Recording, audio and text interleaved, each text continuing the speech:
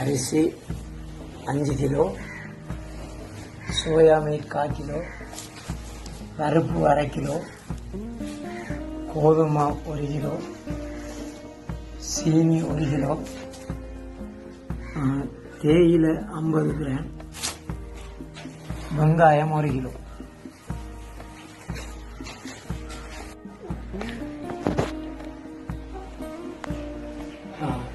கடவுளுக்கு மகிமை உண்டாகட்டும்.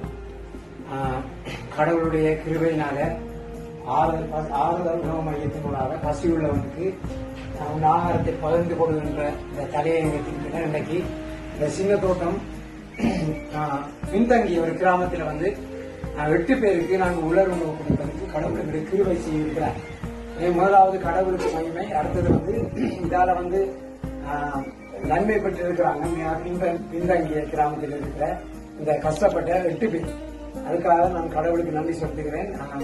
மேலும் இந்த பணி தொடர வேண்டும்.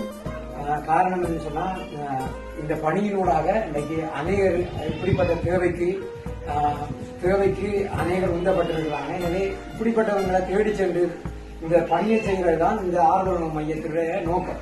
எனவே அதன் அடிப்படையில் தான் இன்றைக்கு இந்த கிராமத்துக்கு இந்த நாளில் இது கிடைக்கப்பட்டிருக்கு. எனவே எதிர்காலத்திலும் இந்த உணவு மையத்தில் இருக்கிற ஒவ்வொருவருக்கும் நாங்கள் நன்றியை செலுத்திக் கொள்கிறோம். ஒவ்வொரு அங்கத்தவர்களும் உதாரணத்துவமாக கொடுக்கிறதான அந்த சிறிய சிறிய தொகையை நாங்கள் சேர்த்துதான் இந்த பணி இப்படி அங்கே சிறக்க நடைபெற்றுக் கொண்டிருக்கிறது. எனவே தொடர்பாக நீங்க கொடுக்கிறதுனால இந்த பணியை நாங்கள் தொடர முடியும். ஏன்னா இந்த பகுதியில் இன்னும் அதிகமாக கஷ்டப்பட்ட ஜனங்கள் இந்த தங்களுக்கு நாளாந்தம் இந்த கொடுக்கிற இந்த உதவி தொகைக்கு அநேகர் இதுக்கு சாதகமா இருக்கிறாங்க. எனவே இவங்களுக்கும் அந்த வருட நாட்கள்ல இந்த காரியம் சென்றடைய வேண்டும். எனவே இந்த பணி சிறக்க தொடர்ந்து நடைபெற மாத்திரமல்ல, வெள்ள நாட்கள்லையும் இப்படி தேடி சென்று இந்த பணியை செய்வதற்கு இதில் இணைந்திருக்கும் ஒவ்வொருவர் நீங்க ஒன்றிணைய வேண்டும் என்று சொல்லி கேட்டு நான் இந்த உரையை நான் முடித்துக் கொள்கிறேன்.